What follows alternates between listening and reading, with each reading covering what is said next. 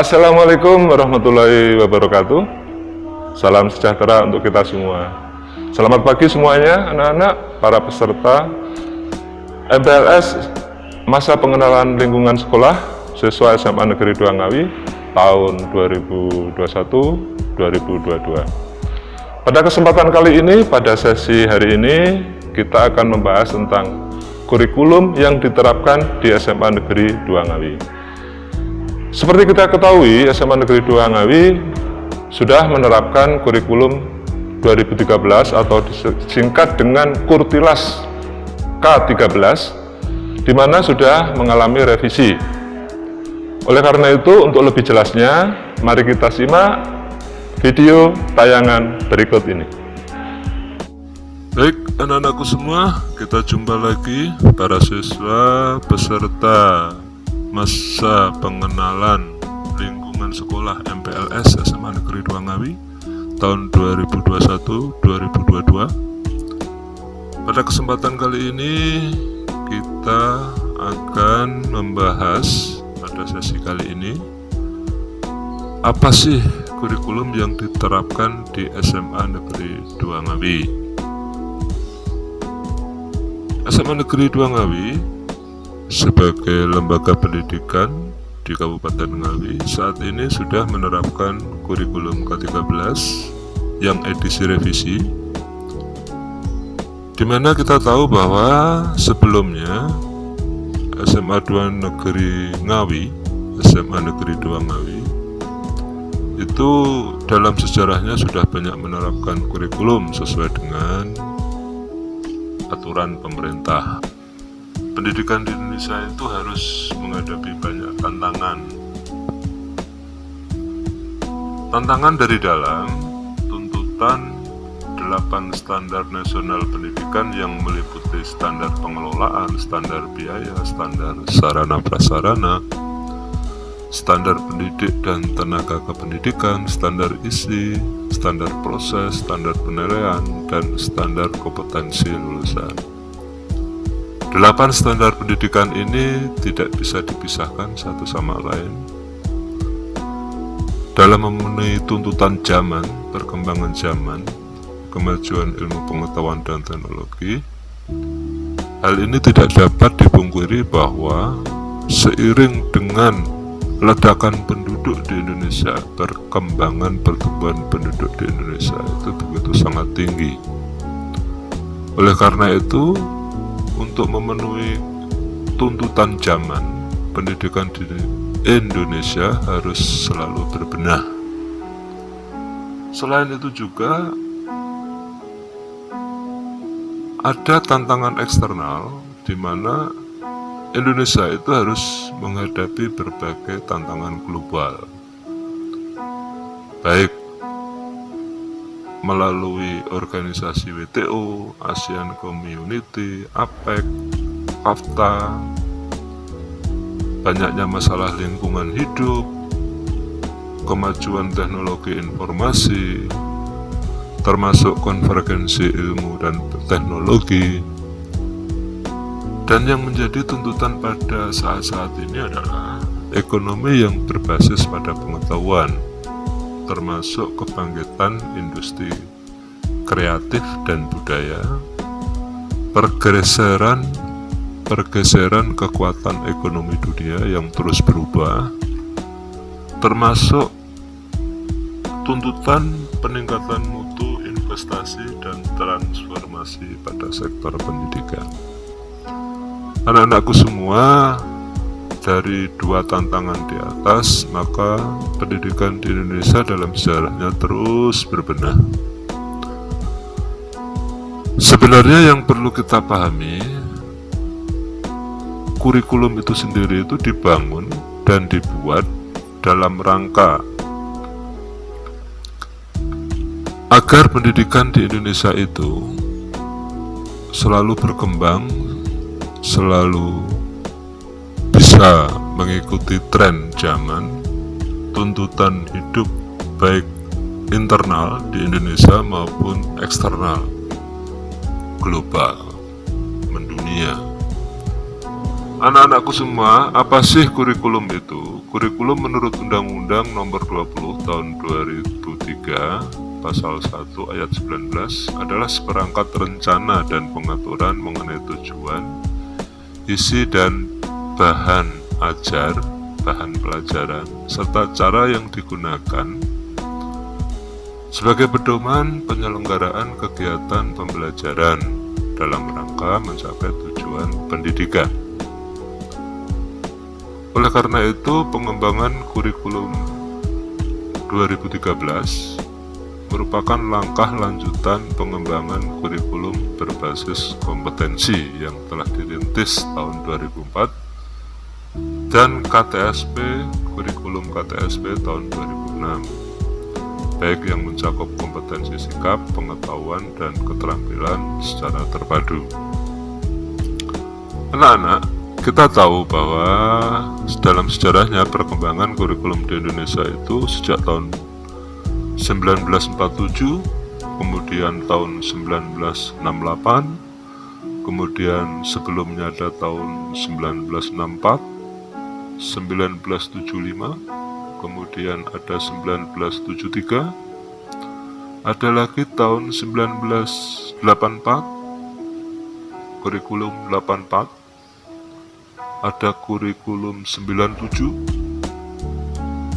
ada lagi kurikulum tahun 2004 atau KPK, dan yang sebelum K13 itu kurikulum tingkat satuan pendidikan atau KTSP, dan yang sekarang adalah kurikulum K13 atau 2013. Ini adalah perkembangan kurikulum di Indonesia yang selama ini kita lalui. Jadi kenapa seperti itu?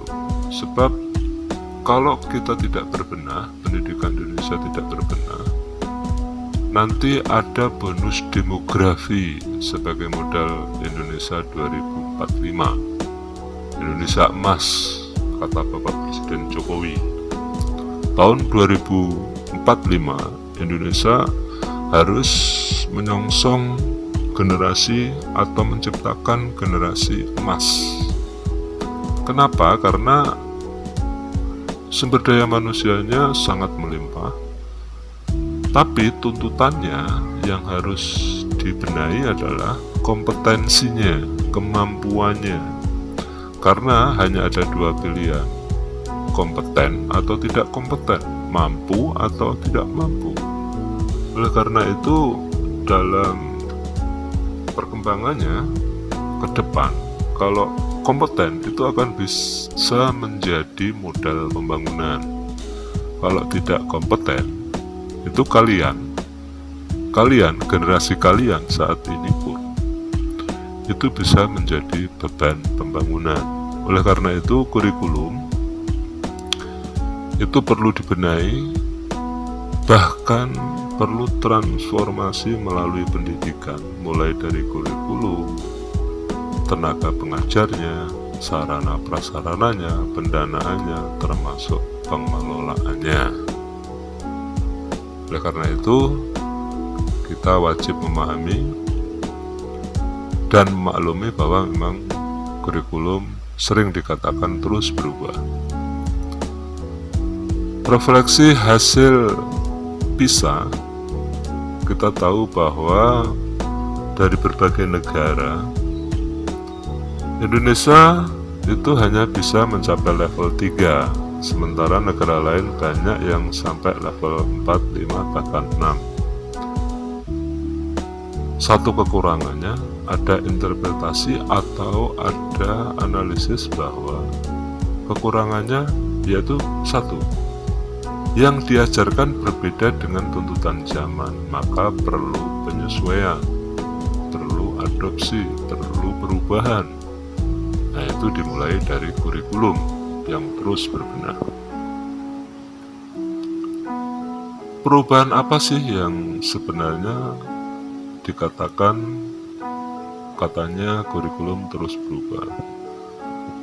Pada dasarnya, dalam reformasi pendidikan itu ada 8 standar. Reformasi pendidikan mengacu pada 8 standar. Tujuannya adalah peserta didik dibawa agar menjadi lulusan-lulusan yang kompeten. Apa sih 8 standar itu? Jadi kurikulum K13 itu harus memenuhi standar isi, standar proses, standar kompetensi lulusan, standar pendidikan dan tenaga kependidikan, standar sarana prasarana, standar pembiayaan, dan standar pengelolaan. Dikatakan 8 standar, tapi sebenarnya objek yang akan kita tuju itu adalah bagaimana kurikulum K13 itu bisa membawa peserta didik melalui standar isi, standar proses, baik proses penilaian ataupun proses pembelajaran, biar menjadi atau untuk mencapai standar kompetensi lulusan yang diharapkan. Oleh karena itu, di dalam perubahan-perubahan dalam sejarah pendidikan di Indonesia ada beberapa pola pikir perubahan, penyempurnaan dalam perumusan kurikulum. Contohnya adalah di KPK 2004 dan KTSP 2006, standar kompetensi lulusan, hasil produk lulusan itu diturunkan dari standar isi. Tapi pada K13, standar kompetensi lulusan atau kualitas lulusan yang diharapkan, outputnya itu diturunkan dari kebutuhan. Selain itu, ada pemisahan pada KPK dan KTSP 2006 itu pemisahan antara mata pelajaran, pembentuk sikap, pembentuk keterampilan, dan pembentuk pengetahuan. Artinya di setiap mata pelajaran itu ada pemisahan, tetapi di kurikulum K13 semua mata pelajaran harus berkontribusi terhadap pembentukan sikap, keterampilan, dan pengetahuan. Jadi ini artinya ada perbedaan yang sangat mendasar, di mana setiap pelajaran itu di KTSP 2006 itu memiliki sikap masing-masing dalam membentuk keterampilan dan membentuk pengetahuan. Ada lagi pada KTSP 2006 itu kompetensi diturunkan dari mata pelajaran. Jadi kemampuan siswa itu pada setiap mata pelajaran diturunkan, tetapi di K13 mata pelajaran diturunkan dari kompetensi yang ingin dicapai. Itulah perbedaan yang sangat mendasar. Anak-anakku semua, apa sih kompetensi yang ingin dicapai dalam kurikulum K13? Yang pertama, sikap spiritual atau istilah KI1. Ada sikap sosial atau kompetensi inti 2, ada KI3 atau kompetensi inti 3, pengetahuan, dan yang terakhir keterampilan. Diharapkan KI1 dan KI2 itu akan membentuk nilai karakter. Nah, nilai karakter ini ada sesi lain yang membahas atau melalui pendidikan karakter. Oleh karena itu, dalam menuju pembentukan kompetensi lulusan yang baik, maka ada langkah-langkah penguatan proses. Artinya, bagaimana upaya yang dilakukan, yaitu melalui proses pembelajaran dan melalui proses penilaian. Dalam kurikulum K13 melalui proses pembelajaran itu ciri khas penguatan yang dilakukan bisa menggunakan pendekatan saintifik, mulai dari mengamati, menanya, mencoba, menalar, kemudian menuntun siswa untuk mencari tahu, termasuk menekankan kemampuan berbahasa sebagai alat komunikasi, pembawa pengetahuan, dan berpikir logis, sistematis, dan kreatif. Sementara dalam penilaian, itu dalam K13, tidak sekedar nilai kognitif yang dilakukan, tetapi juga dalam prosesnya itu mengukur tingkat berpikir siswa mulai dari rendah sampai tinggi. Makanya dalam penciptaan soal, dalam penilaian, itu dalam K13 itu ada tingkatan-tingkatan mulai dari yang paling mudah, sangat mudah, termasuk sampai yang paling mudah. Saya ulang, makanya dalam penilaian ada jenis-jenis soal itu yang dari paling mudah, sulit, agak sulit, sangat sulit. Nah, ini menunjukkan bahwa proses berpikir siswa itu juga perlu ditempa, termasuk mengukur proses kerja siswa, hasil karya siswa. Karena itu dalam proses penilaian itu juga ada istilah nilai keterampilan,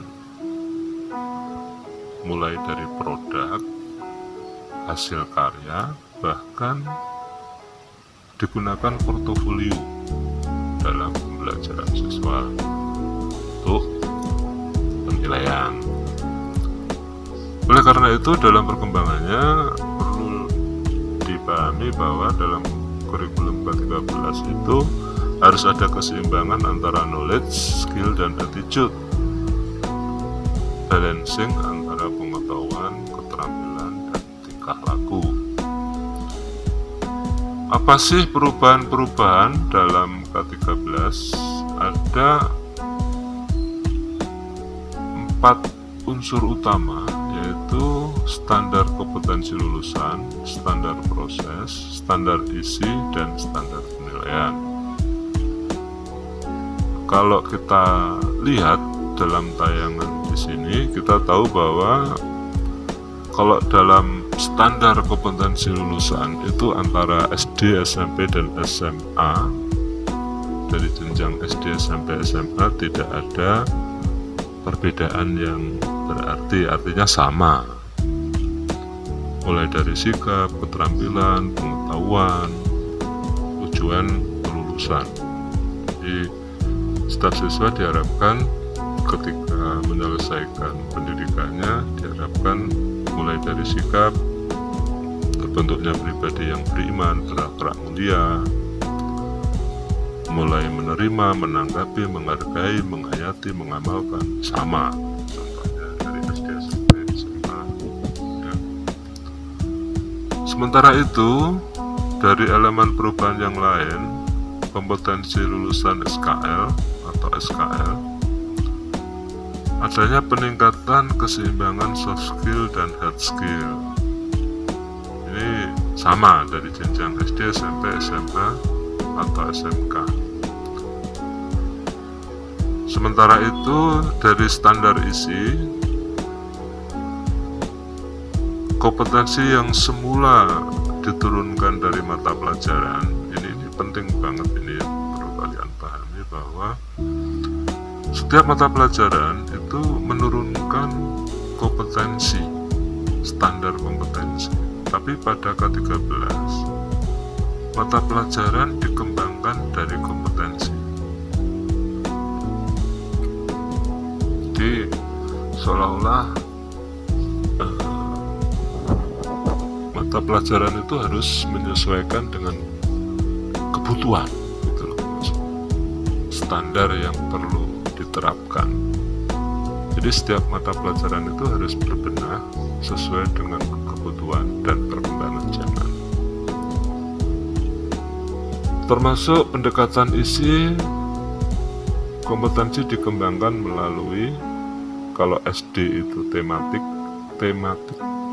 integratif pada setiap mata pelajaran. Kalau SMP itu mata pelajaran, SMA masih juga mata pelajaran. Kalau SMK spesial ke vokasional atau keterampilan. Perubahan-perubahan yang lain antara SD, SMP, SMA, SMK itu sebenarnya sangat mendasar. Mulai dari SD adanya holistik berbasis sains, alam, sosial, dan budaya secara integratif atau menyatu, integral. Kalau SMP, TIK menjadi media semua mata pelajaran. Kalau SMA yang paling mendasar kalian, perubahan sistem, ada mata pelajaran wajib dan ada mata pelajaran pilihan. Kalau SMK didasarkan pada spektrum kebutuhan, ada 6 program kalian, 40 bidang kalian, 120 kompetensi kalian. Ini jelas berbeda, jadi bisa kita pahami bahwa idealnya memang antar SD, SMP, SMA, nanti ke perguruan tinggi itu dari umum khusus, saya ulang, dari umum agak khusus banget. Semakin tinggi nanti peserta didik itu diharapkan akan memiliki kekhususan skill, kemampuan yang lebih spesifik, sehingga nanti akan terlihat apa sih kemampuan dari peserta didik itu sendiri. Ini harapannya. Anak-anakku semua, para peserta MPLS SMA Negeri 2 Ngawi, ada beberapa perubahan juga, mulai dari standar proses masih sama seperti tadi. SD sekolah dasar itu masih tematik terpadu, kemudian SMP ada IPA IPS masih terpadu juga. Nah, yang SMA ini masih ada mata pelajaran yang sifatnya itu wajib dan pilihan sesuai dengan bakat dan minat. Kalau sementara SMK itu harus terampil sesuai dengan standar industri yang dibutuhkan. Termasuk dalam standar penilaian juga, kalian kalau dilihat dari SD, SMP, SMA, SMK itu memiliki standar penilaian yang sama, dasarnya sama, tujuannya sama, termasuk atribut-atribut yang digunakan juga sama. Hanya saja untuk ekstrakurikuler ada sedikit pengembangan, di mana pokok poinnya pramuka itu wajib harus diikuti dan bisa menjadi penentu kenaikan kelas bagi setiap siswa. Oleh karena itu, perbedaan yang paling esensial antara kurikulum K13 dan kurikulum sebelumnya bisa kalian lihat di sini bahwa mata pelajaran tertentu di KTSP 2006 mendukung kompetensi yang diinginkan mata pelajaran. Kurikulum K13 setiap mata pelajaran mendukung sebuah kompetensi, keterampilan dan pengetahuan. Semua jenjang berlaku ini. Kemudian mata pelajaran dirancang berdiri sendiri dan memiliki kompetensi dasar, itu KTSP. Sementara kurikulum K13 perbedaannya, mata pelajaran dirancang terkait satu dengan yang lain. Nah, ini jelas berbeda. KTSP 2006 masing-masing mata pelajaran berdiri sendiri, sementara di K13 itu mata pelajaran dirancang terkait satu mata pelajaran dengan mata pelajaran yang lain. Ini ada perbedaan yang sangat mendasar, nanti bisa kalian simak sendiri. Kemudian kalau di KTSP 2006 tematik untuk kelas 1 sampai dengan kelas 3 belum integratif, sementara tematik integratif itu mulai kelas 1 sampai kelas 6, jadi lebih luas. Contoh. Nah, kalau yang SMA, untuk SMA ada penjurusan sejak kelas 11, yaitu KTSP 2006. Sementara di SMA tidak ada penjurusan. Di SMA ada mata pelajaran wajib, peminatan, antar minat, dan pendalaman minat. Tidak ada penjurusan di sini sebenarnya dalam tanda petik, karena memang pada dasarnya tetap ada baik jurusan IPA ataupun IPS, bahkan bahasa.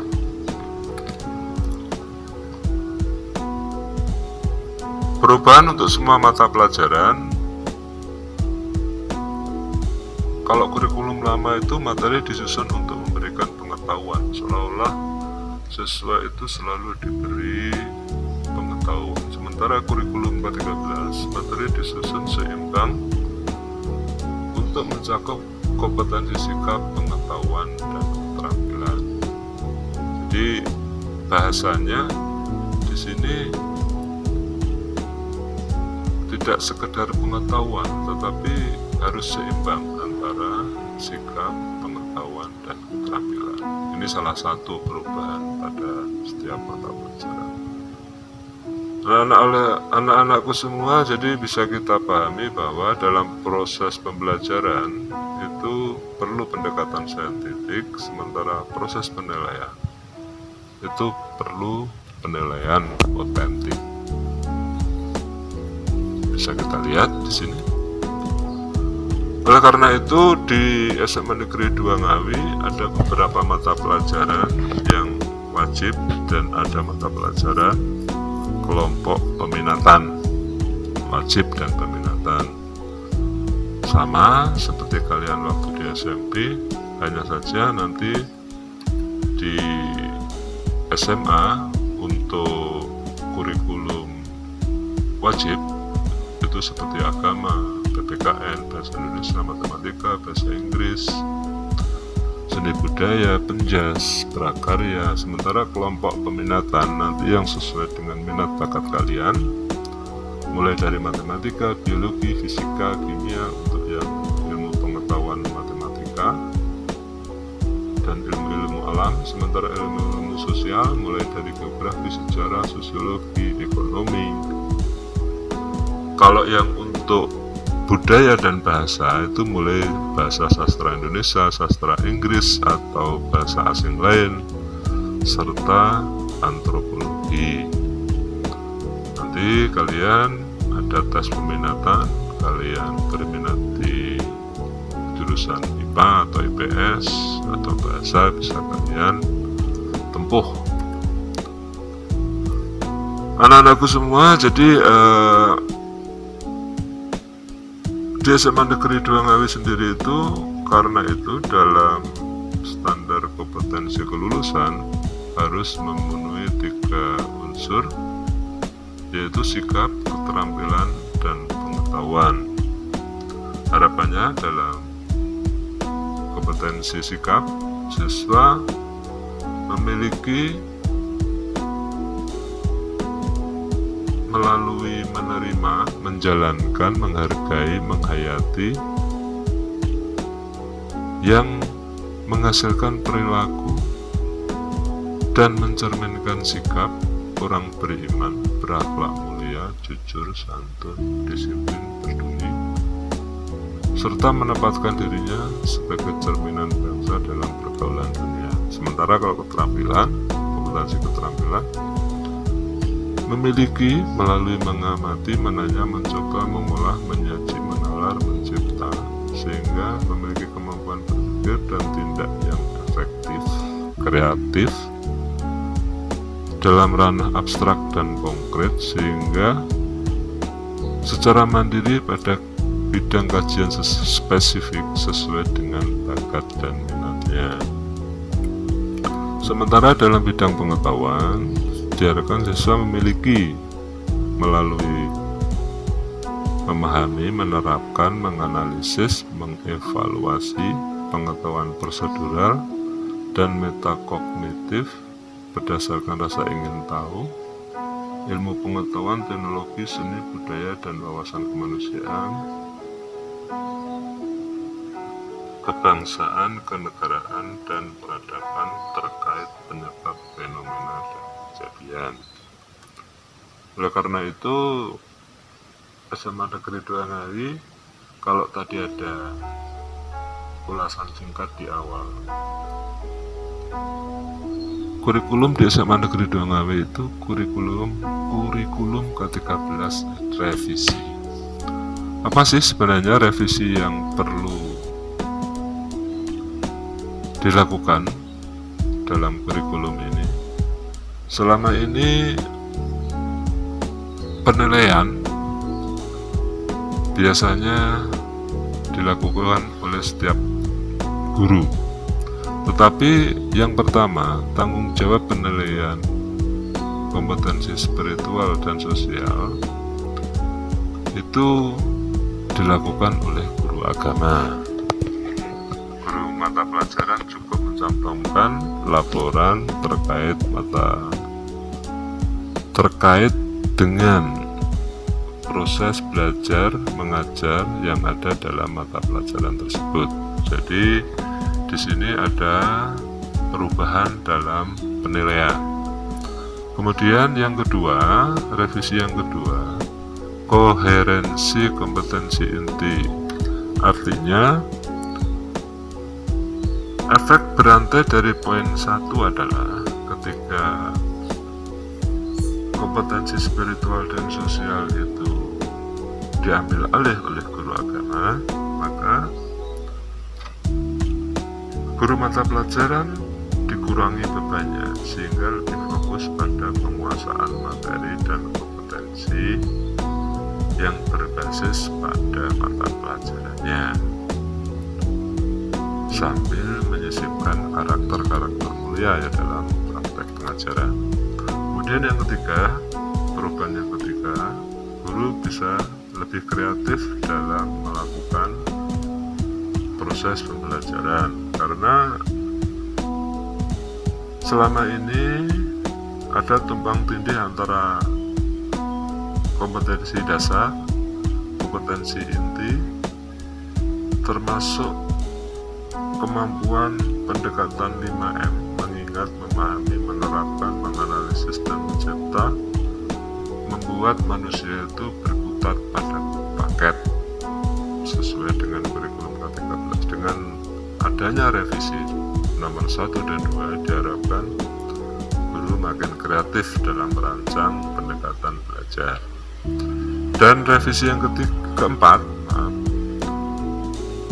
taksonomi yang diberlakukan dalam proses pembelajaran itu diadopsi dari belum dibatasi pada perjenjang, di mana SD itu juga menerapkan dan menelaah, termasuk SMP dan SMA. Artinya kini taksonomi tersebut secara utuh diterapkan di seluruh jenjang. Kalau dulu SD itu hanya memahami, sementara kalau SMP itu menerapkan dan menelaah, sementara SMA itu mencipta. Nah, dalam K13 yang terbaru, taksonomi belum, itu SD, SMP, dan SMA itu menerapkan, memahami, menerapkan taksonomi mulai dari memahami, menerapkan, menelaah, dan mencipta. Demikian uraian singkat tentang kurikulum K13 edisi revisi. Kurang lebihnya mohon maaf. Di akhir sesi ini akan ada tugas.